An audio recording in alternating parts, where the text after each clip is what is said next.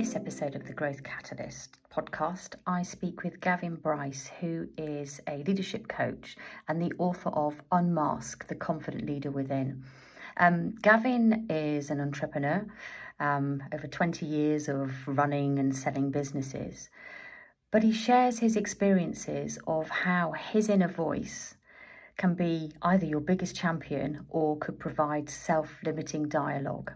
He describes his lifelong struggle with self-criticism, self-loathing and anxiety.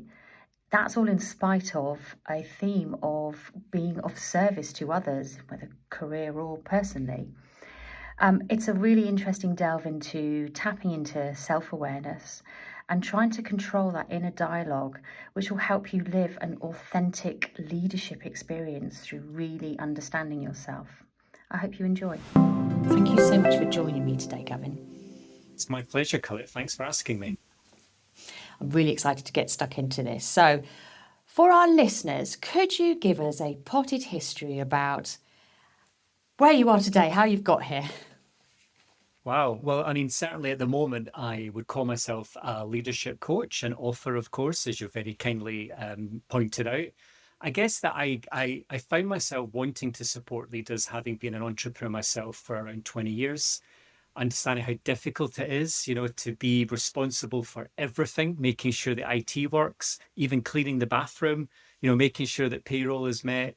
And you build up a kind of sense of working at such a high pressure level that it almost becomes a baseline, and you forget actually how damn difficult it is to be operating at such a high level of stress and pressure.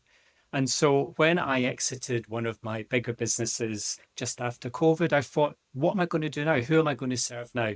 And so it felt natural for me that the group of people I want to serve now are entrepreneurs, business leaders, leaders of any sector, actually, because I understand what it's like to sit in that seat. Okay. So what would you say your area of expertise is? Well, I think as a leadership coach, we're all general. It's all about helping people understand where they want to get to and how they're going to get there. But I think that where I specialize, and again, it's a very personal story, is helping people understand the impact and the limiting effect that the negative voice can have. We all have one, Colette, of course. Some people's negative voices are more stronger than others, and sometimes it's more apparent some days than other days. Certainly in my leadership experience, and in fact in my life, that negative voice has been there every day. It has been strong. It has been destructive, subversive. And so I haven't coached a single leader yet, Colette, where I don't recognize it, whether that be in procrastination, self-doubt, becoming a people pleaser, or in perfectionist tendencies. You see it there in everyday leadership and management of businesses. Yeah, absolutely. I think when we talked about it, I call it my monkey brain and that internal monologue, and how I've heard it called worse than that. Yes. But how awful we actually can be to ourselves. Yeah. It's crazy. Yeah. I mean, that's the thing, isn't it? Because often not those visible external challenges and struggles that everybody can see that break us. It's when we are alone with ourselves, with our own faults, it's usually that internal narrative. And if it's destructive, of course, it can be that can be the very thing that can trip us up. And it's silent, although we hear it, so unless we vocalize or find a way of managing or quelling that voice, it will be there with us forever. Yeah.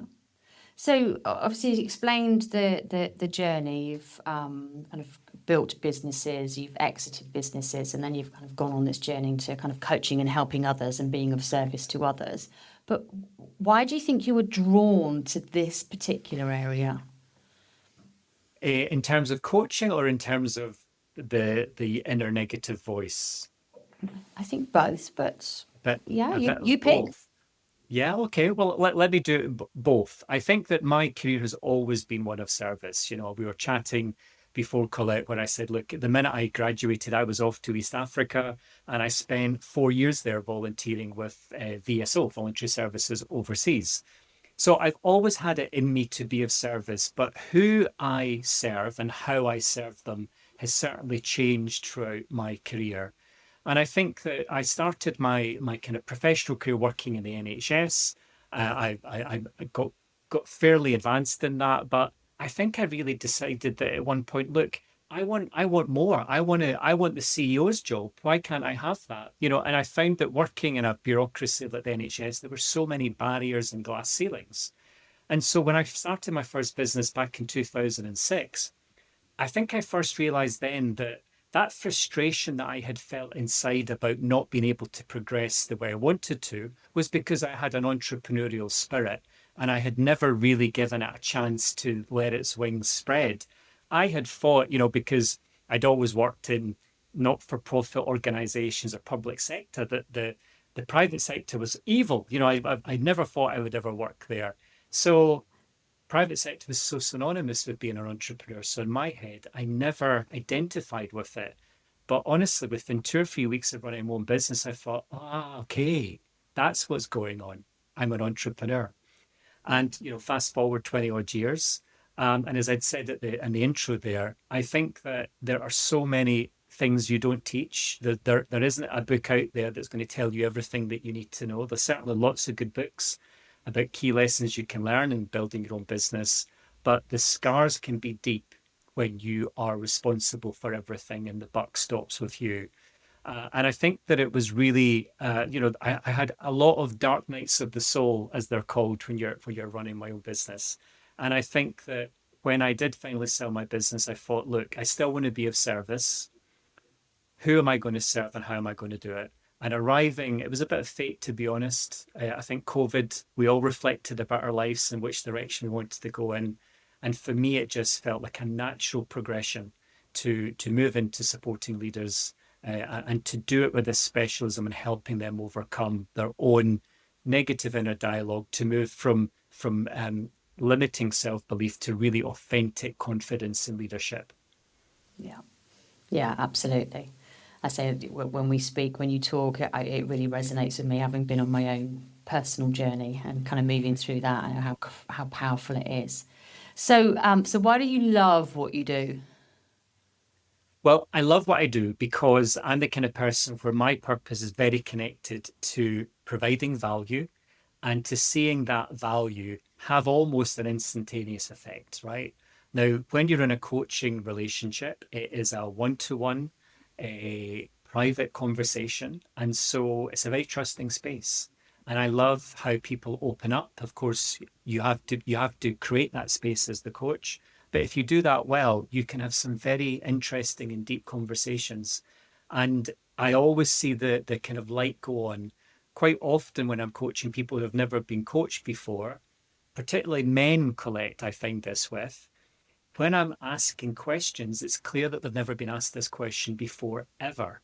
Now, they have no problem responding to the question, but you can see them kind of scrambling around thinking, oh my God, why is this guy asking me this question?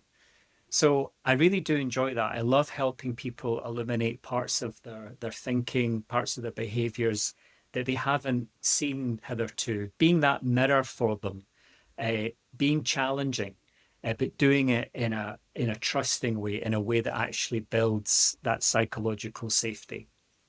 Yeah. So how did you sort of happen upon and then write the book? Give us the story behind that. Well, I think that I mentioned earlier that, my inner voice was there really from a young age. I remember it being there from as young as 7, 8 years old.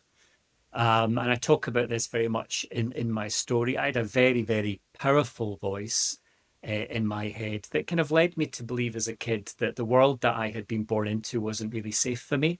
There was a number of things going on. I was born in the 70s. I know it doesn't look like it, but hey, there you are. But born in the 70s in Glasgow, and it was quite a tough environment. And for whatever reason, my inner dialogue looked around and thought, actually, this isn't a safe place for you. And I have kind of dealt with suicidal ideation a lot of my life. And so it was there from a very, very young age. And I found that as I moved into my teens and then into my 20s and 30s, I was just carrying a lot of weight, a lot of pain, and a lot of anger. And in my experience, that is fuel for the negative inner voice. By the way, I call it the mask. So let me start using that term. So the mask really feeds off of that. And I got to the point where I would look in the mirror, probably late 30s now, look in the mirror and just hate myself. It wasn't so much about self-belief for me, it was more about self-loathing. I just hated myself. And it was nothing to do with confidence. I had achieved a lot by this stage in my life. Um, it was something about I didn't like who I was for whatever reason. And so I had gone along to an event. I thought it was a property investor event, but it wasn't. It turns out it was something completely different. And the people on the stage there it was the first time that I had been receptive to a message. And the guy who was presenting, a guy called Richard Wilkins, who is fantastic, a fantastic voice for everything that I talk about in the book. It was almost like he kind of looked at me and said, that negative voice in your head, you know that it's not you.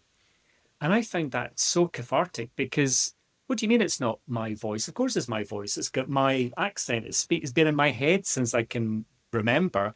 What do you mean it's not my voice? And so, explaining that, look, it's not your voice, it's a figment of your brain. It might feel like it's yours, but it's not. You're the observer of that voice, of course, because you can hear it. It just set me free. Colette. It really did, because in that moment, I realized that I didn't need to believe all the destructive things it was telling me. And I think that was the start for me. It took probably another 7 years to write the book, but along the way, it was about my own personal discovery, what worked for me, what didn't work for me, and how I was seeing the mask, as I call it, showing up in other people's lives. Yeah. So the journey to the book is self-discovery, bravery, like just actually finding that insight about yourself and actually what's going on, then gathering all of that knowledge and then sharing that knowledge, because that takes a level of bravery, right? To write this down Yeah, and then to share that in your work. This is your profession now.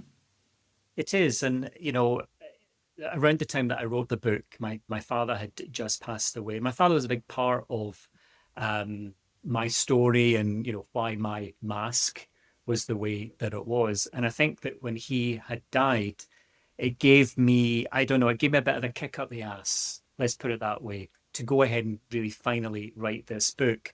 And leadership, vulnerability is a quality we talk about often. People at Brené Brown, talking about daring greatly and vulnerability.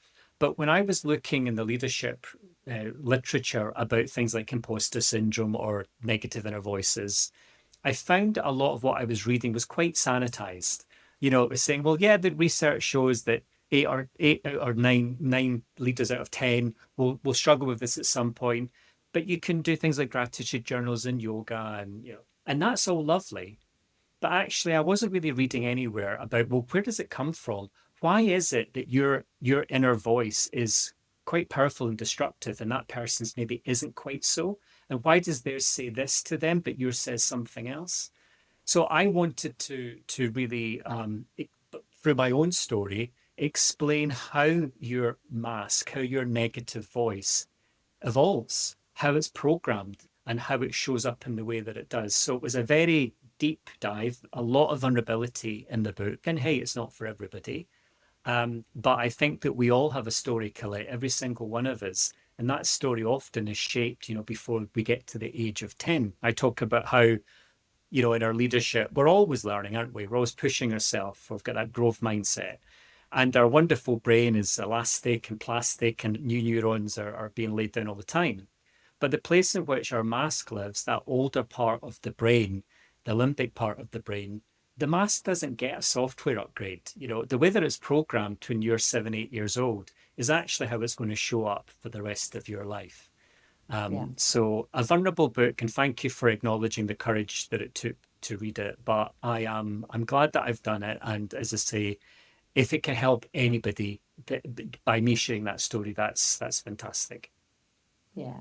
And I think it really can, because I've had lots of conversations, and vulnerability is a word that is kind of bandied around, and we must just all be more vulnerable.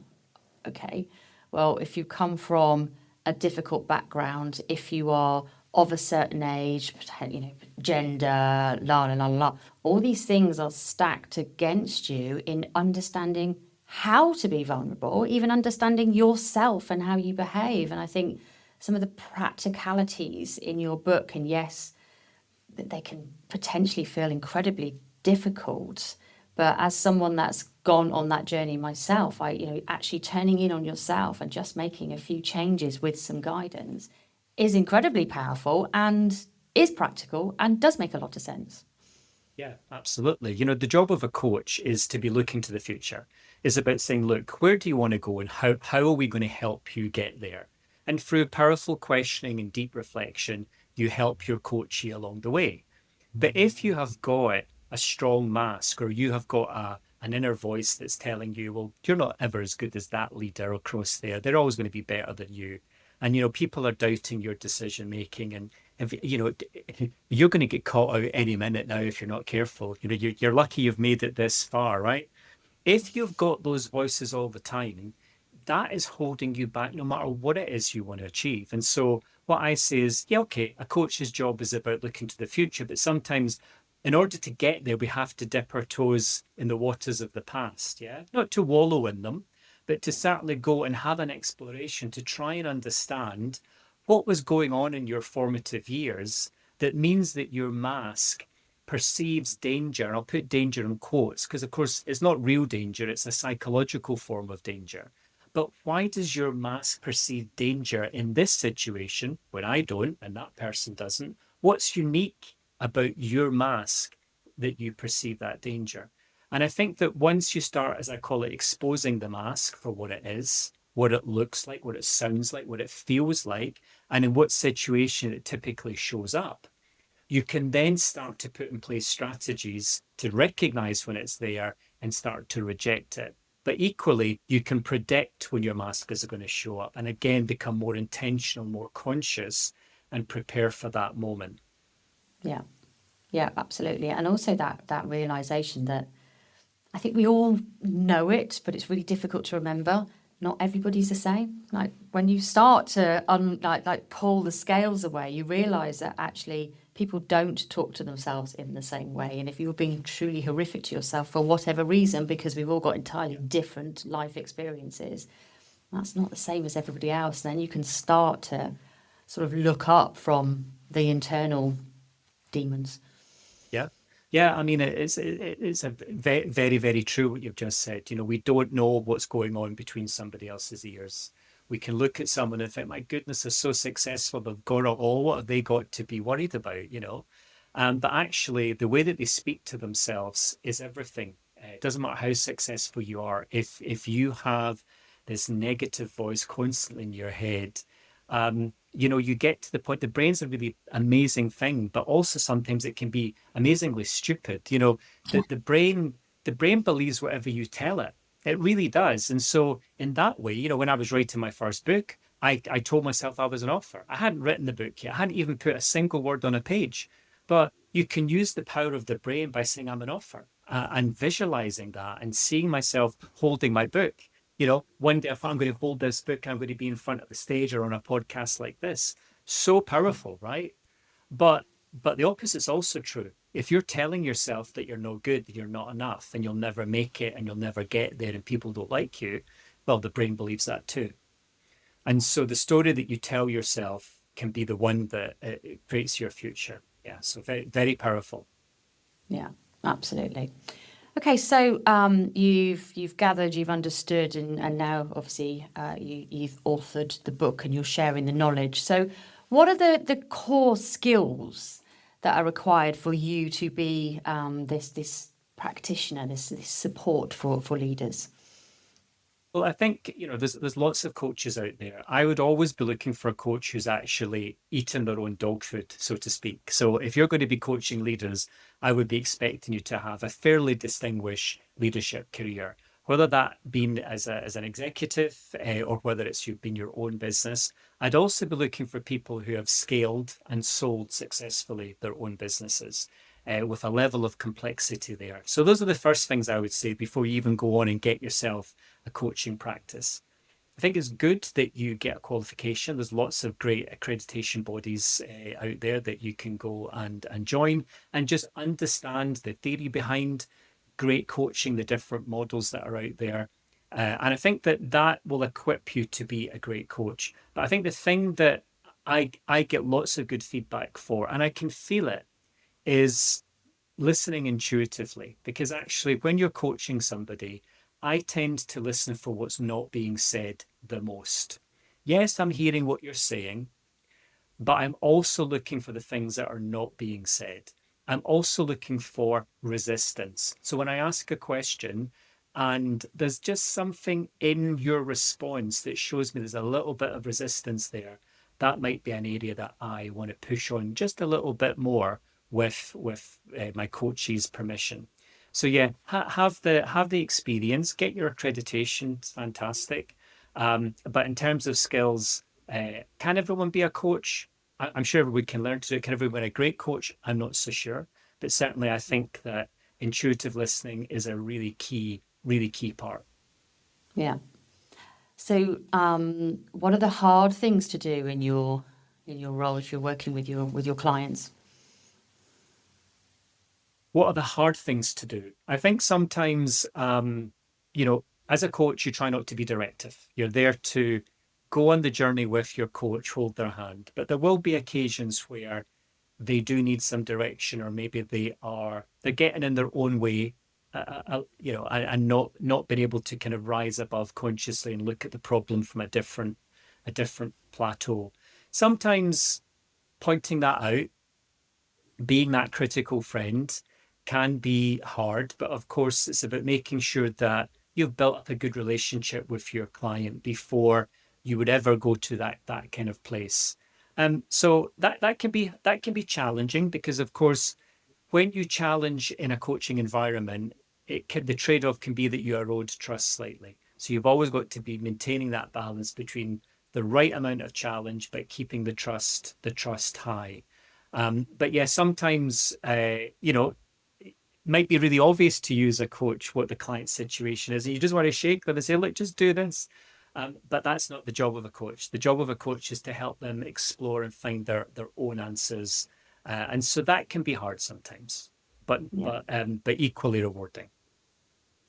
So on the other side then, the leaders that you work with, you're working with leadership teams. They have got obviously why would they invest in this quite personal, potentially difficult journey? And what kind of impact can that have on the organisation? So I'm kind of I guess I want to be a little bit cold here, less about the personal journey that leader might be on, but what's the impact to the organisation? Why would this journey be so powerful? Yeah. Well, I mean, fundamentally, every organization is just people, isn't it? Doesn't matter how many people you're talking about. That's what we're talking about, people. And the key thing that people need to do is to be able to communicate with one another. And if you cannot have people communicating effectively, doesn't matter what industry you're in, it's not going to be very successful. People need to know how to communicate, and of course, your culture is all ingrained in that. The way that people communicate with one another results in your culture, among other things. I find that individuals come to a coaching relationship because they genuinely want to develop. They've got a growth mindset. They may have been in their career, let's say 10 years, and they get to an inflection point and they think either I want to go for director level, or I've been doing this job 10 years and I keep seeing the same issues, the same problems, and I'm starting to wonder, could I show up differently to get a different result? So it always, in my experience, comes from a place of self-development, self-awareness, but certainly having that open mindset and wanting to get ahead in some way, shape, or form. And for the organization, I've got a couple of organizations who sponsor their senior teams to come in and have coaching with me. Again, it's about making sure that you've got great communication in the senior team, higher emotional intelligence, because I think anybody who goes through coaching will definitely increase their self-awareness and self-regulation, because the coach's job is about holding that mirror up, making them aware of their responses, how they might be contributing to the issues and challenges that they're facing. And of course, when everybody in a team is having similar challenge, and developing in similar ways, you start to see the kind of tide of communication rise. And in my experience as well, particularly in senior teams, you want to have a good, healthy dose of ideological conflict. Not personal conflict, mudslinging, but ideological conflict where people feel that they can speak up, they can share their ideas. And I think coaching really helps people to do that. Because, one thing that I've noticed is that there are three kind of main masks that I want to talk about. And it all relates to that fight, flight, or freeze style responses. I think we've all seen the fighter, that aggressive, dominant individual who maybe takes all the oxygen out of the room and is very quick tempered. But actually, we're more likely to miss the flight or the freeze. So if you think about the freeze, that's the individual who's in a senior team meeting who's got great ideas, but is paralyzed to share them for whatever reason. Because they're believing in a dialogue in their head. So they think, well, maybe this is the right moment. Oh, I don't feel that what I'm going to add gives any value. So let me just stay quiet. And then, of course, the empty chair around the table. Well, those are the people who haven't even turned up for the meeting. They've not even been able to get through the door. So I think that coaching can really help senior teams improve communication, improve job satisfaction, and ultimately improve culture. Yeah, absolutely. So ideological conflict. Could you just unpack that a little bit more for me? What do you mean by that? Just so our listeners Yeah. understand. Well, it's about this idea of at a senior level not being surrounded by yes people. So you've got an idea. Here's an idea. You put it to your team, and there's silence. So there's just yeah, that sounds fantastic. Well, actually, that's really great if it is fantastic, but let's have some dialogue. Let's have some devil's advocates. Let's look at the worst case scenario of this. Let's really pull it apart. That's what I mean by ideological conflict. Understanding that, look, we've all got different perspectives and knowledge. There is no right answer here, but let's get into this and pull it apart so that we can really see the merits and demerits of every single decision that we're going to take. The concept of ideological conflict comes from the book The Five Dysfunctions of a Team by Patrick Lencioni. So it's one of the key dysfunctions, not having enough trust in order to have ideological conflict. So I think that coaching can really help make sure that that trust is there. And if trust is there, then the conflict that you need to have innovation and experimentation is born from that. Yeah. Okay, that makes sense. Like the yin and yang of psychological safety and ideological conflict. Yeah. Because it's not about saying, well, let's have psychological safety and then we're all just going to sit around the table and agree with each other. No. We all have differences of opinion, and actually the brilliance is in when we start to unpick things and have the bravery to challenge one another. Yeah, brilliant. Makes complete sense. So kind of sort of moving into what's going on now and what do we think's going on over the horizon. So what are you seeing with your clients and those leadership teams now? Are there any particular pressing challenges that you're spotting? Well, one thing that I always see, of course, is people, how you effectively manage and motivate people. And I think that's something that you will always see. Certainly this year, as I think towards everything that's happened this year, there's a lot of my clients talking about the ongoing uncertainty and volatility within the macro environment and how draining that can be in managing and keeping teams motivated. Developing a plan or a strategy, and then in the next 5 minutes, you've got to completely break it apart because something's happened globally, or there's a new tariff, or there's this direct. So there's lots of perceived volatility, whether it's more or less than any other time is, but that perception, there's a lot of change and uncertainty. And leaders find that there's a lot of fatigue around that, about going back to their teams, keeping them motivated and trying to give them a bit of light at the end of the tunnel. So that's certainly a topic that's coming up a lot at the moment. I think emotional intelligence, we're seeing that in the leadership realm. The talk of there being an emotional labor attached to being a CEO. I think that if you stopped anybody in the street and said, do you think being a doctor or being a nurse would be an emotionally labor intensive job? I think the majority of the people on the high street would say yes.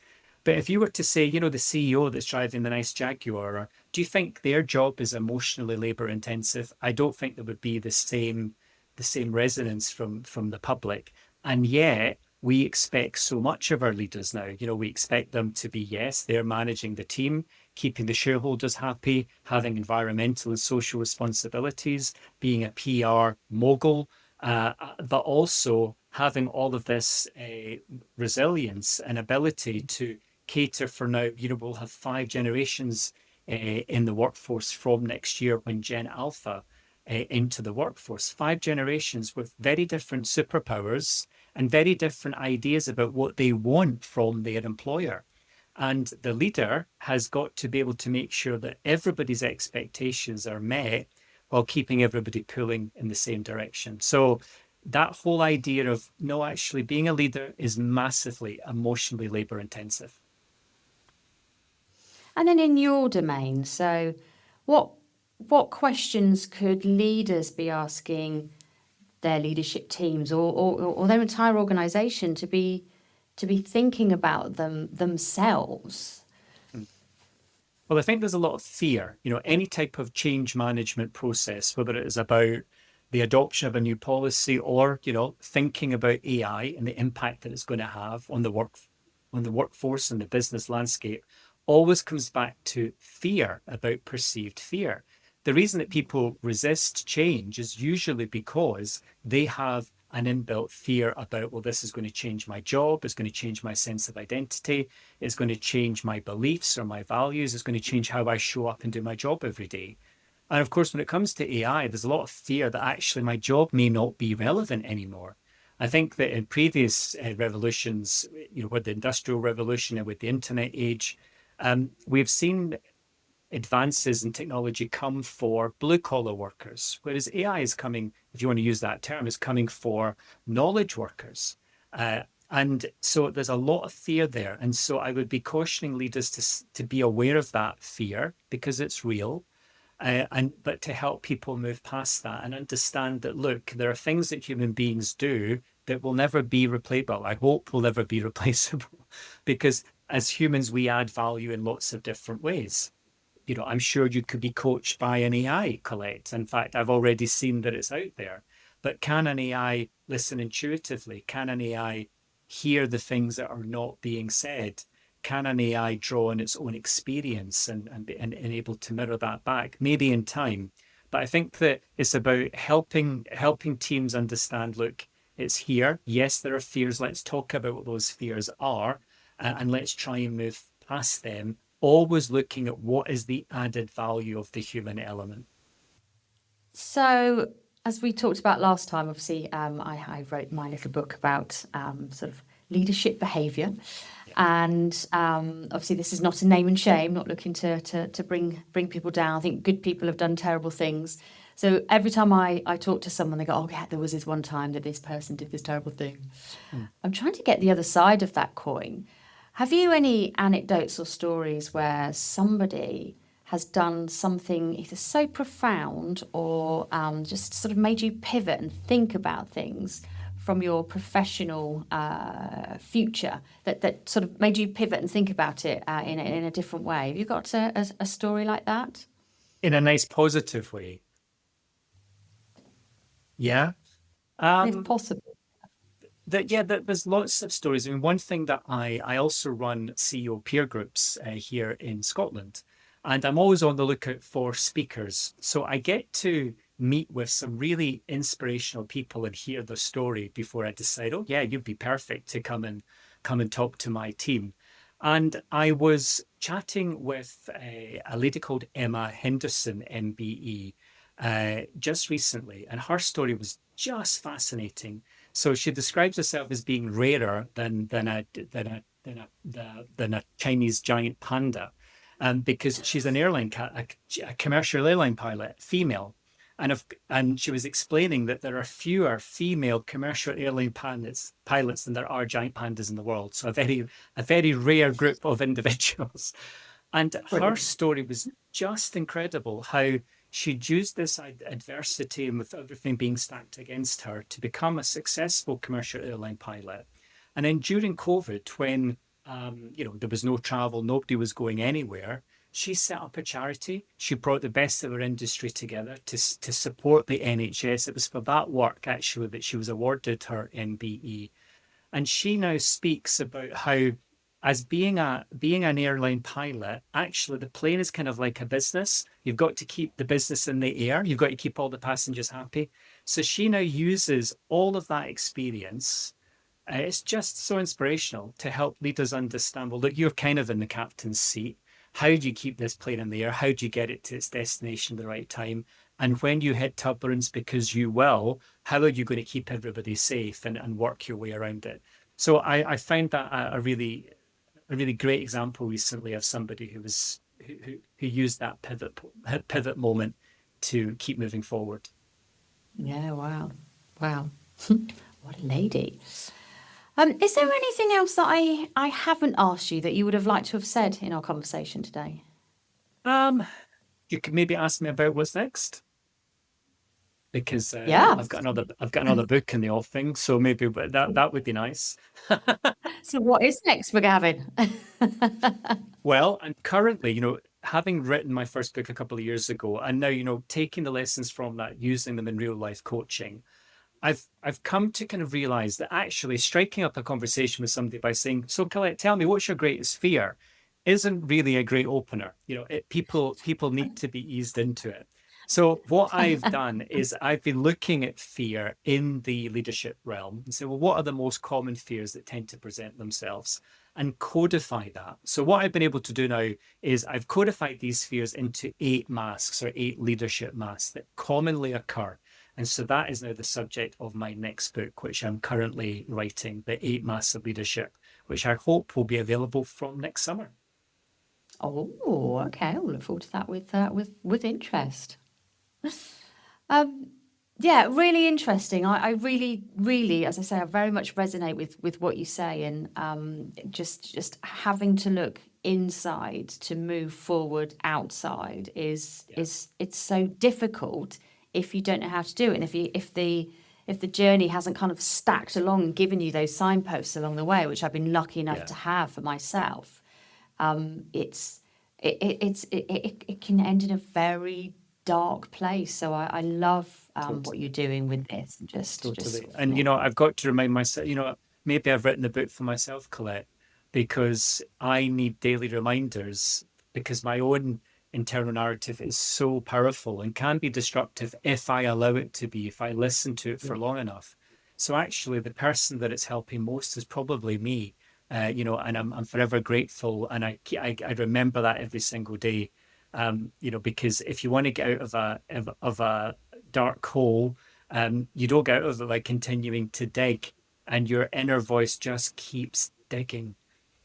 So having resources like a book or a coach or things like that to help you just stop digging and look up is the best way of getting out of it.